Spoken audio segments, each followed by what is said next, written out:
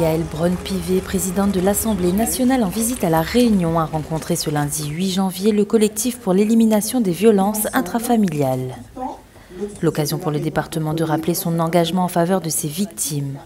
La collectivité a consacré 1 300 000 € en 2023 en soutien des intervenants de terrain.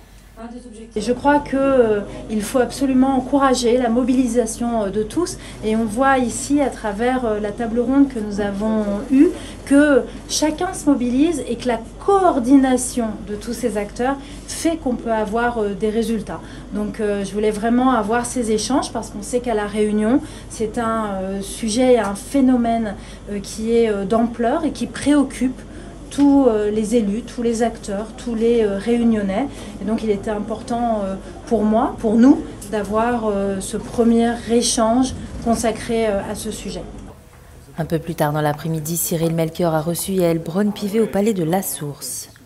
Après lui avoir fait visiter l'hémicycle, le président du département a reçu la présidente de l'Assemblée nationale dans son bureau où de nombreux sujets ont été abordés. Ce sont des sujets qui touchent les Réunionnais dans leur quotidien. Des sujets à caractère social, on a parlé bien évidemment du vieillissement, de notre rattrapage dans les politiques du handicap à La Réunion. On a abordé les sujets de développement de l'île avec tout ce qui touche au développement agricole, à la sécurité alimentaire, le sujet de l'octroi de mer, vaste sujet puisque nous sommes à l'aube de discussion autour de son avenir, l'avenir de cette recette fiscale. Et j'ai abordé un sujet qui me paraît essentiel, c'est celui de l'insertion des publics éloignés de l'emploi, notamment des publics bénéficiaires du RSA, avec l'expérimentation qui est menée à travers France Travail. Nous avons également discuté des atouts de La Réunion, parce que il ne faudrait pas ne voir que ces difficultés qui existent, il ne faut pas les nier, mais ces atouts, notamment son domaine maritime, notamment son agriculture, il y a beaucoup à faire, mais beaucoup est déjà fait, et beaucoup est fait, et c'est, je trouve, très important de le noter et de le saluer en bonne intelligence. On voit que les acteurs travaillent très bien ensemble, que ce soit la présidente de région, le président du conseil départemental, avec les services de l'État, les élus locaux entre eux.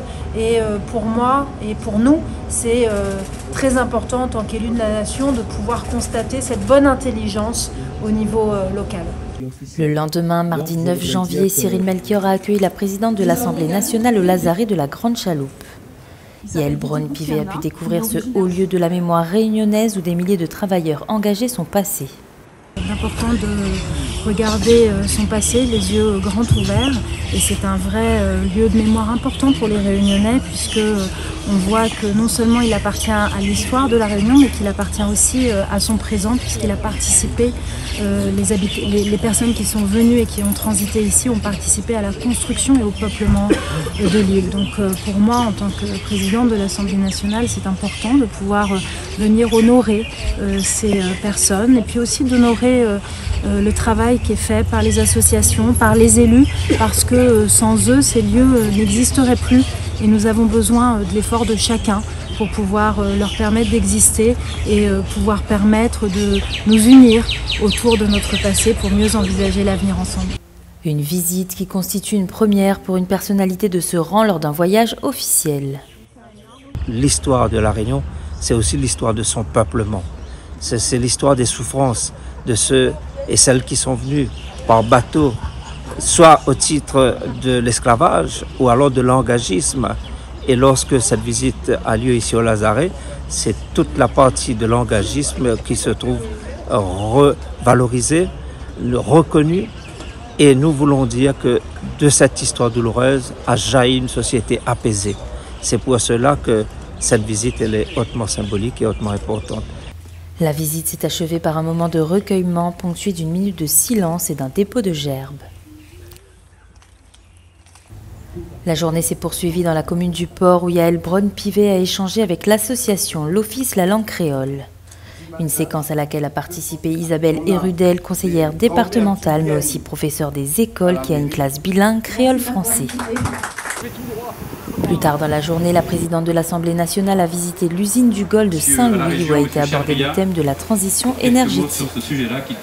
La journée s'est achevée à la plaine des Cafres sur l'exploitation de M. Robert, agriculteur et président de la Sicarevia, pour parler autonomie alimentaire. Enfin, ce mercredi 10 janvier, la présidente de l'Assemblée nationale s'est rendue à la mare à Poules d'eau à Salazie, au croisement entre la RD 48 et le sentier qui mène à la mare. Lui ont été présentées les actions mises en place pour prévenir les risques naturels.